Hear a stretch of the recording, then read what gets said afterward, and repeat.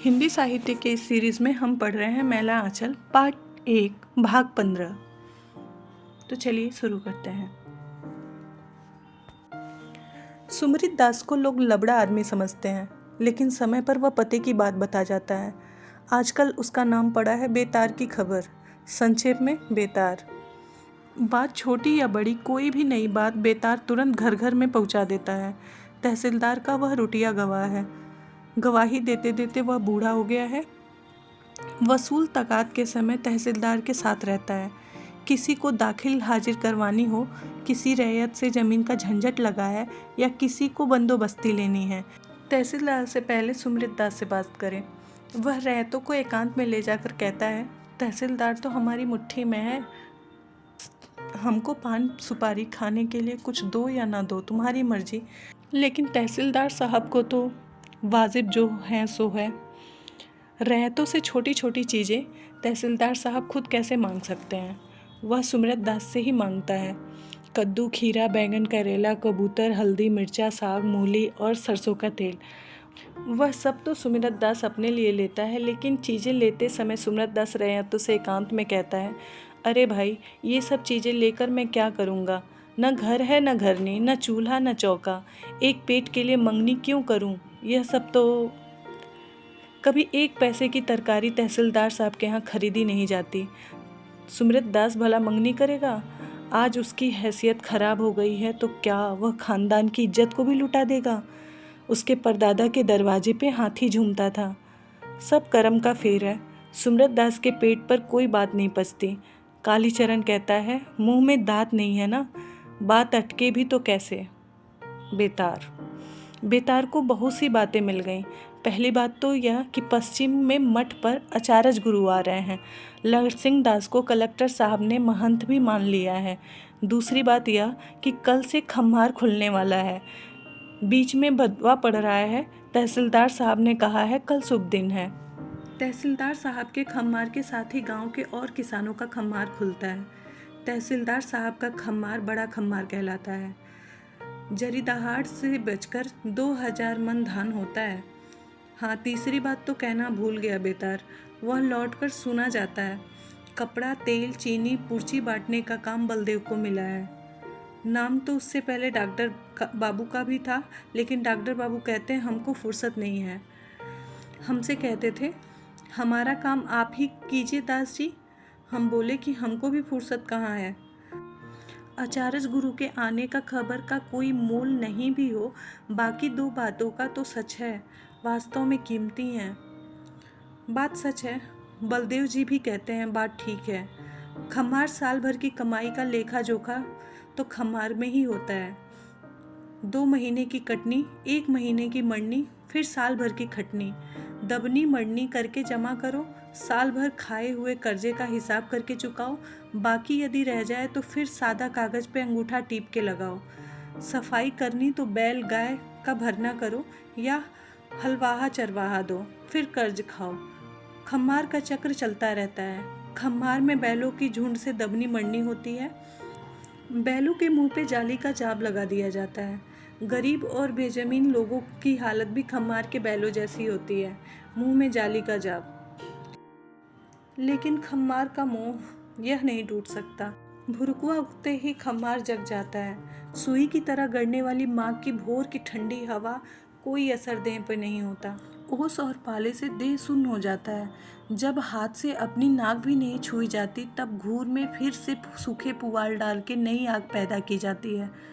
घूर में शकरकंद पकता रहता है। घूर के पास देह गरमाने की बारी जिसकी रहती है वो प्रातिकी गाता है। हरि बिन के पुरही मोर सुगारत हरि बिन के, अथवा निर्बल के बलराम हो संतो निर्बल के बलराम। दिन भर धान झाड़कर फटकार कर जमा किया जाता है, फिर दान के बोझे को छीट दिया जाता है और शाम को फिर दबनी मरनी शुरू हो गई।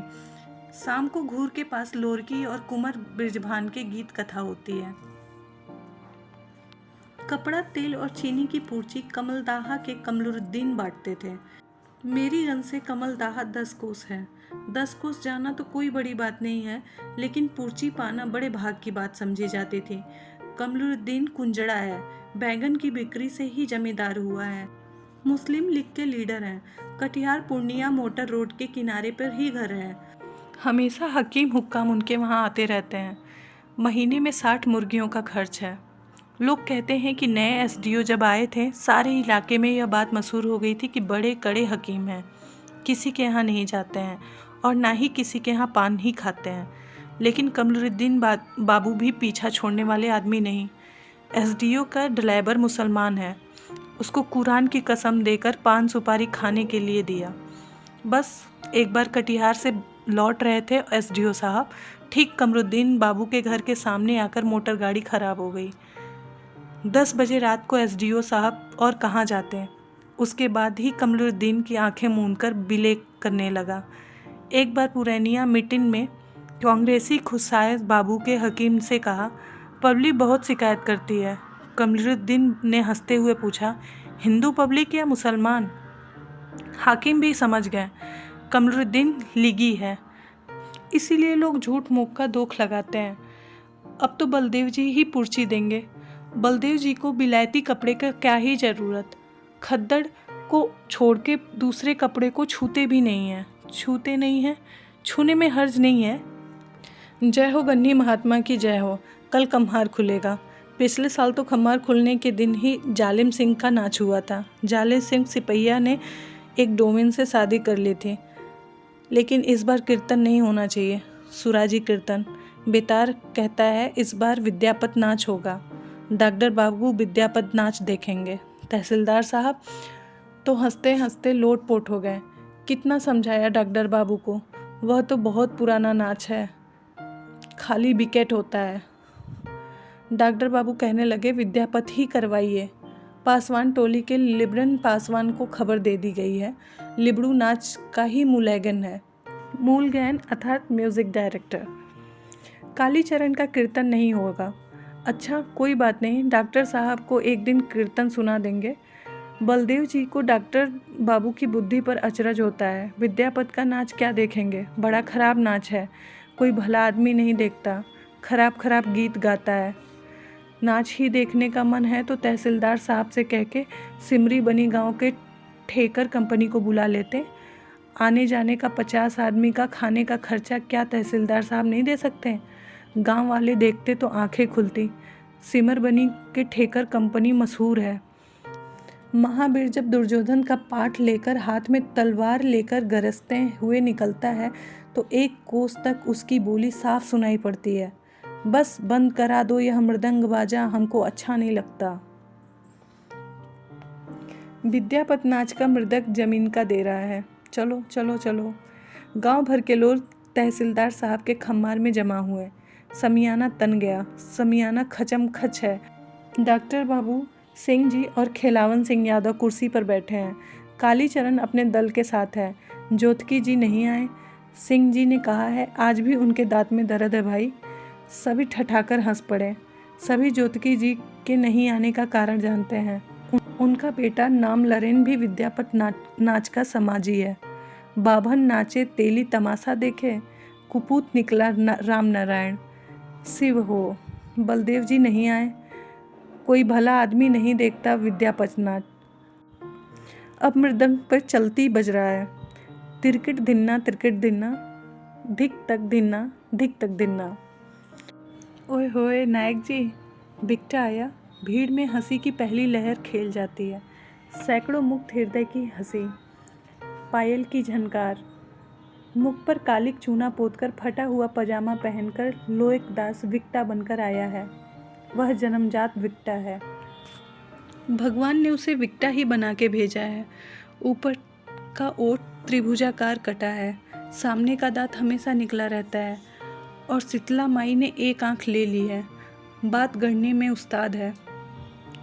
ओहो हो नायक जी, क्या? अरे यह पतंग क्या बज रहा है? अरे यह मृदंग बज रहा है। यह करताल है या झाल है? सो तो समझा, यह दढिंगा गणपतंग गंगा क्या बजा रहा है? नाच होगा नाच, विद्यापति नाच। ओ हम समझे कि नीलामी का ढोल बोल रहा है। धीक ताक धिन्ना, आहे उतर ही राजा के आए ल नटुकवा की आहे मैया। कि आहे मैया सरस्वती के पथ में बनोही के त्योहार। हमहू मूरख गंवार की आहे मैया, सरस्वती भूलल आखर जोड़िए आहे मैया, कंठे लीहे बास। ओहो नायक जी, बिकटा जोर से चिल्ला उठा। ताल भी कट चुका है। ठीक ताल कटने के समय विक्टा को चिल्लाना चाहिए, इसलिए मृदंग के ताल का ज्ञान विक्टा को होना ही चाहिए। तुम कैसा बेवकूफ़ हो जी। अरे हो नायक जी, आप लोग किसका वंदना कर रहे हैं। हाँ हाँ, हंसी की दूसरी लेकिन हल्की लहर। बेवकूफ़, सुनते नहीं हो, सरस्वती माता का वंदना है।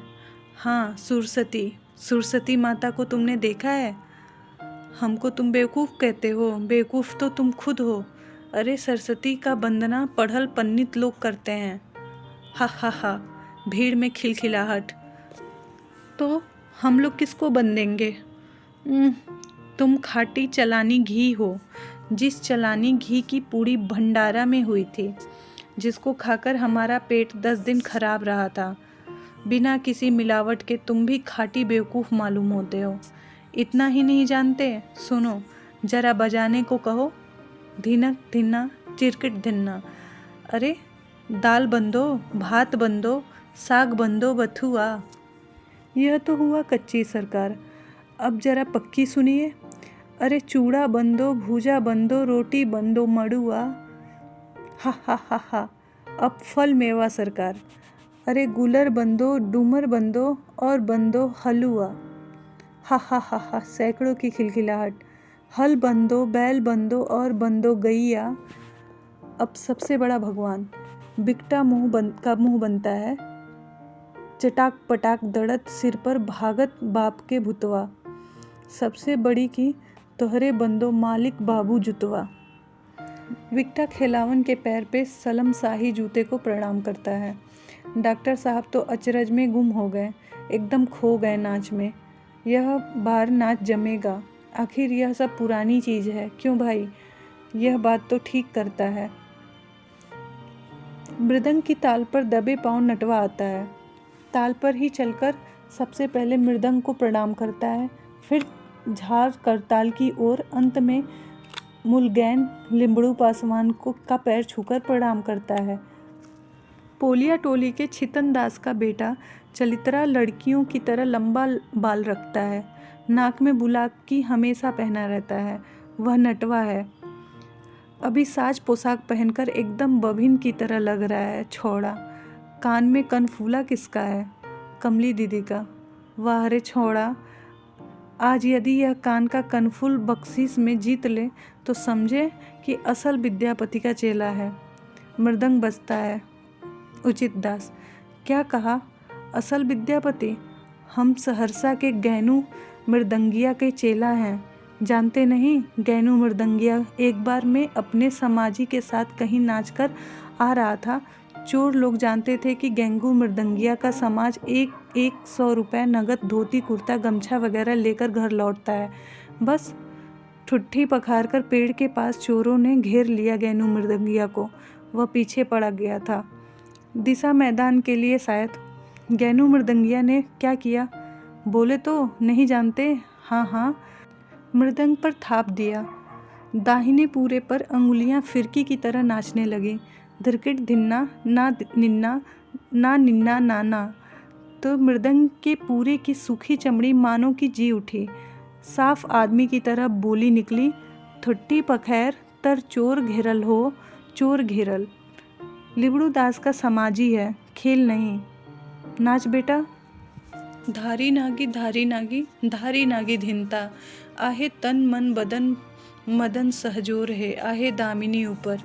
हाय रे हाय रे हाय रे। बिकटा कलेजा पकड़कर मुंह बनाता है। धिनक धिनकता, आहे दामिनी ऊपर उगल चांद है। बिकटा मूर्छित होकर गिर पड़ता है। अरे बाप, अरे क्या हुआ। अरे बाप, अरे बोलो भी तो, क्या हुआ। अच्छा नायक जी, एक बात बताइए, जल्दी बताइए।